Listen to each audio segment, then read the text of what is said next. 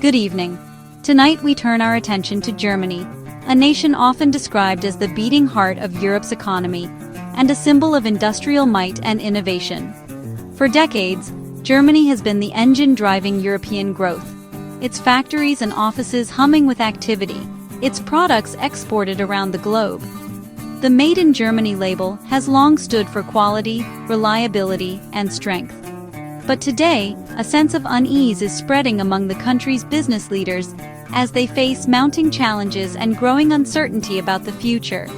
Wholesalers, who serve as the crucial link between Germany's world-class factories and its vast network of retailers, are sounding the alarm.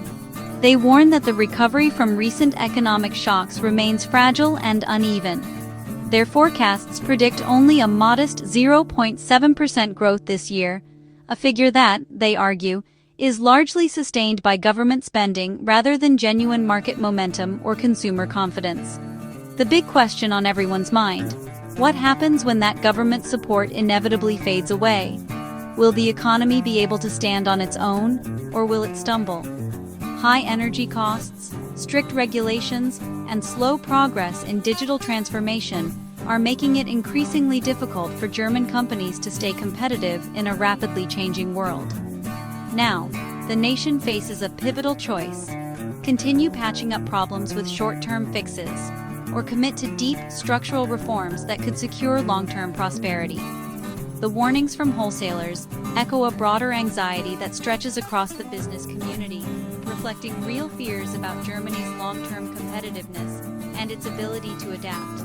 Is the economy truly on the mend, or is it simply being kept afloat by temporary measures?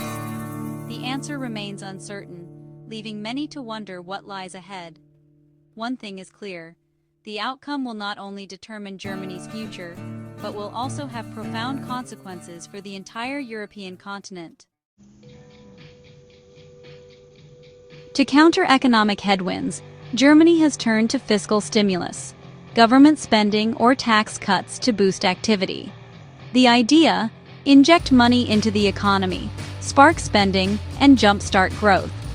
Germany's latest move is a massive $500 billion infrastructure fund, targeting railways, internet, and green energy.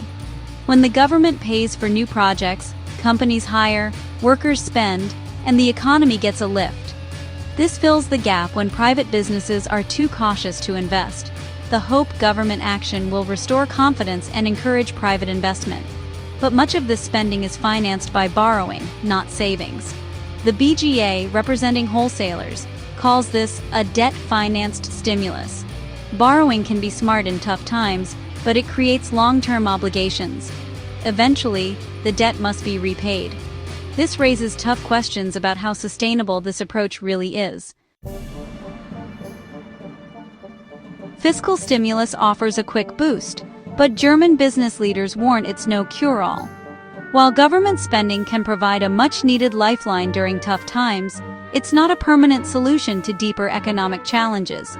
It's like catching water from a leaky roof in a bucket. Helpful for now, but the leak remains. The underlying problems continue to drip through, no matter how many buckets you use or how quickly you empty them. The effects of stimulus are temporary. Once the money stops, so does the growth. The initial surge in spending can mask vulnerabilities, but it can't patch up the cracks in the foundation. If the private sector hasn't recovered by then, the economy could stall again, only with more debt. The risk is that businesses and workers become reliant on government aid, rather than building up real, sustainable momentum. This is the wholesaler's fear. A recovery dependent on government support isn't real recovery. True economic health comes from private investment, innovation, and confidence, not just public spending. Stimulus doesn't fix deeper issues like high energy costs or a shortage of skilled workers. These challenges weigh on businesses every day, making it harder to compete and grow. These are structural problems, not just cyclical ones. They require long-term strategies, not just short-term cash injections. Pouring in money without reform is like fueling a car with a broken engine. No matter how much you spend, you won't get far unless you fix what's fundamentally wrong. The BGA argues for a mix of short-term relief and long-term structural reforms. Only by addressing both immediate needs and underlying weaknesses can Germany secure a stable future. Without real change, Germany risks a more painful reckoning ahead. The path forward demands both courage and vision to ensure lasting prosperity. What are these structural weaknesses? They're deep-rooted problems that hold back growth and innovation. In Germany, high energy costs now burden manufacturers, erasing a long-standing advantage. Complex regulations and slow approvals stifle investment and delay progress. The country also lags in digitalization, affecting both government and business efficiency. A shortage of skilled workers, worsened by an aging population, limits growth. These aren't issues money alone can fix. They require tough, often unpopular reforms. That means simplifying rules, investing in digital infrastructure, and attracting skilled talent. Only by fixing the engine, not just refueling, can Germany regain its competitive edge. Structural reform is the hard, necessary work for lasting prosperity. Today, Germany's economy is split in two, revealing a growing divide that is shaping the country's future. The consumer sector, supermarkets, retail, and everyday goods, remains remarkably stable, buoyed by a strong labor market and ongoing government support. Shoppers continue to fill stores, and most people still have jobs, which helps keep spending steady. This stability acts as a lifeline, keeping the economy afloat and explaining why growth forecasts, while modest, remain positive. Economists point to consumer confidence as a key reason Germany hasn't slipped into a deeper recession. But beneath the surface, the industrial sector, factories, machinery, chemicals, is in sharp decline. Production lines are slowing, and some plants are even shutting down temporarily. Wholesalers see this divide clearly: steady demand for consumer goods, but a noticeable slump in industrial orders. Warehouses that once bustled with activity now face empty shelves and shrinking shipments. High energy costs and weak global trade are hitting manufacturers hard. Many companies are struggling to stay competitive as bills rise and export markets slow. Germany's prosperity has always relied on its industrial base, with manufacturing at the heart of its economic success for decades. A healthy consumer sector can't carry the whole economy, especially one so export-driven. Without strong industry, Germany risks losing its competitive edge on the world stage. The weakness in industry is a warning sign. The country's economic engine is sputtering, and workers are feeling the pressure as uncertainty grows. Consumer stability is masking deeper problems in the industrial core, creating a false sense of security for the broader economy. The real risk is that the headline numbers look better than the reality for many businesses and workers. If the industrial sector doesn't recover, the effects could ripple out, threatening jobs, growth, and Germany's economic future. The industrial downturn isn't just numbers, it's real pain for companies and workers. Fewer orders mean production cuts, layoffs, and growing uncertainty. Short-time work programs, once a crisis tool, are now widespread, signaling deep trouble.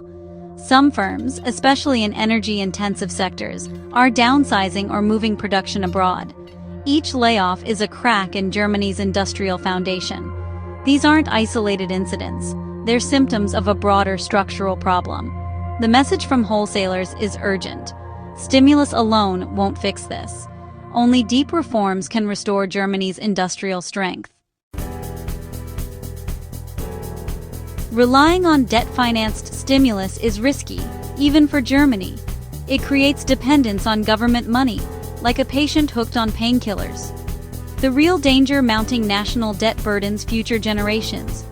More debt means less flexibility for future investments in education, healthcare, or infrastructure. Stimulus can also delay necessary change, propping up uncompetitive businesses and creating a zombie economy. At some point, borrowing must stop. Governments can't run deficits forever. If structural problems remain, the eventual correction will be even harsher. Germany's business leaders warn, A recovery built on debt, not reform, is a house of cards. Calls for deep reform are growing louder in Germany. The goal? Create an environment where private businesses can thrive without constant government support. That means tackling high costs, streamlining bureaucracy, and ensuring affordable energy. Labor market reforms are needed to retrain workers and attract skilled immigrants. Smart, targeted investments in digital infrastructure and future technologies are essential. Made in Germany must stand for innovation, not just tradition. These changes require political courage. They're often unpopular and difficult, but the cost of inaction is far greater. Slow decline, fewer jobs, and a weaker social safety net. The choice is clear. Embrace tough reforms now, or risk gradual economic erosion. Germany's future depends on bold, forward-looking decisions. The time for transformation is now. Germany's economic choices affect all of Europe and beyond. A strong Germany drives growth and investment across the continent. A weak Germany drags everyone down. For German citizens, prosperity and public services depend on a healthy economy. Debt and weak growth threaten living standards and the social safety net.